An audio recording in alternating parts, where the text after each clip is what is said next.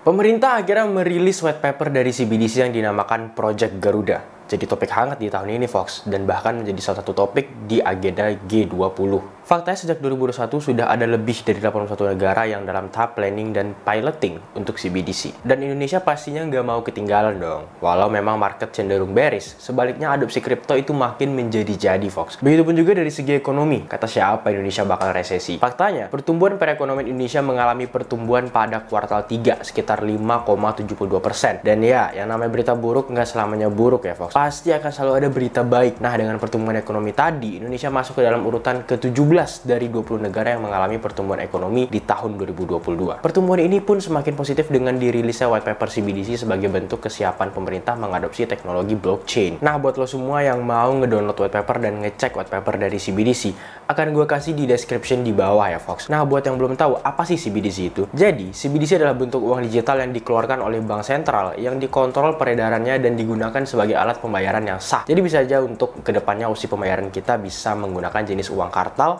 dan uang digital. Apa sih emang perbedaan CBDC sama cryptocurrency? Perbedaan yang paling jelas bisa kita lihat pada tipe blockchain yang dipakai dari kedua ini, Fox.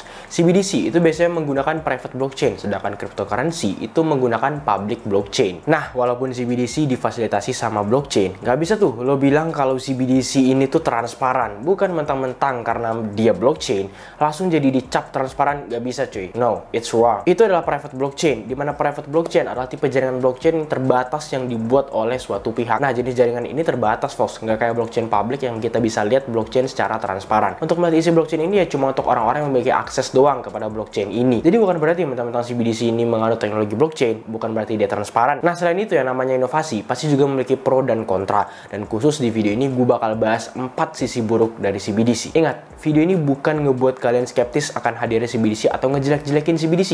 Tapi video ini juga sebagai awareness untuk kita, masyarakat Indonesia, tentang hadirnya CBDC ini. Ingat, gue berpihak kepada masyarakat Indonesia ya. Oke, yang pertama yaitu traceability. Lo nggak akan bisa lagi bertransaksi secara anonim. Teknologi blockchain yang ditawarkan CBDC bisa jadi pisau bermata dua untuk kita, Fox. Semua transaksi keuangan lo akan dapat mudah dilihat oleh bank sentral. Even misalnya itu lo beli makanan di supermarket menggunakan CBDC, ataupun lo beli kayak rokok atau apapun ya di CBDC, itu bisa aja tertrack. Dan mungkin ini bisa jadi akar dari suatu permasalahan yang baru. Who know ya, Fox? Nggak ada yang tahu. Yang kedua yaitu negative rates. Dengan adanya jenis uang digital atau CBDC, mungkin uang kartal nggak akan berguna lagi sama lo. Atau nggak ada alasan lagi untuk lo menggunakan uang kartal. Nah, problemnya adalah di CBDC lo nggak bisa narik token digital untuk disimpan di lemari, atau di balik bantal, atau di brankas. Karena ya simple nggak ada bentuk fisiknya ya kan. Nah, otomatis bank sentral dapat dengan mudah dong untuk menerapkan tingkat suku bunga negatif dengan tujuan mendorong orang untuk menggunakan uang. Pokoknya simpelnya adalah lu akan dipaksa untuk belanja, karena kalau uangnya disimpan terus-menerus, tuh uang akan ngurang terus, Fox. Yang ketiga yaitu programmability. CBDC memberi peluang pada bank sentral untuk menjadikan uang lebih mudah diprogram. Contoh yang bisa terjadi adalah uang yang bisa kadar luarsa. Bayangin kalau misalnya uang lu diprogram untuk memiliki tanggal kadar luarsa. Misalnya kalau lu nggak belanjain uang lu 10 juta bulan ini, maka mungkin bulan depan uang 10 juta itu udah hangus karena ya udah kadar luarsa dan nggak bisa lu pakai lagi. Bayangin, Fox, serem ya. Nah, masalahnya adalah kebijakan uang kadar luarsa ini pernah diterapkan di CBDC Cina. Oke, yang terakhir, atau last but not least, itu customizability. Karena CBDC ini ngebuat bank sentral memiliki kontrol terhadap harga dan peredaran uang, maka bisa aja inovasi ini dijadikan alat politik. Lah, alat politik gimana, Bang? Kok bisa dijadikan alat politik? Emang gimana cara pemerintah menggunakan CBDC untuk kepentingan politik mereka? Jawabannya adalah bisa. Oke, sini gue jelasin. Kalian pasti tahu dong tentang kebijakan moneter ekspansif, di mana bank sentral akan menambah jumlah uang yang beredar di masyarakat agar merangsang perekonomian suatu negara.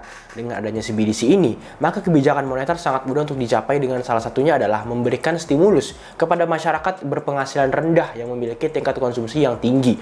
Stimulus ini dapat diedarkan lebih tepat dan dikirim kepada orang-orang yang tepat untuk pada akhirnya bisa merangsang kembali aktivitas perekonomian suatu negara. Tapi, here's the thing. Hal ini bisa disalahgunakan, Fox. Contohnya adalah kebijakan moneter ini pun dapat dipolitisasi dengan cara pemerintah bisa saja mengelompokkan para pendukungnya dan memilah-milah bahwa siapa saja yang cocok untuk diberikan stimulus demi mendapatkan sentimen baik dari para pendukungnya untuk pada akhirnya melakukan aktivitas politik. Jadi ya, CBDC ini dibalik pro, di balik kebagusannya, di balik inovasinya, pasti selalu ada kontranya, pasti selalu ada sisi-sisi negatifnya. Itulah teknologi. Intinya be smart aja dan tingkatkan juga kewaspadaan kalian tentang penggunaan inovasi-inovasi yang akan berdatangan dalam tahun-tahun ke depan. Dan itu aja mungkin dari gua Red Agil.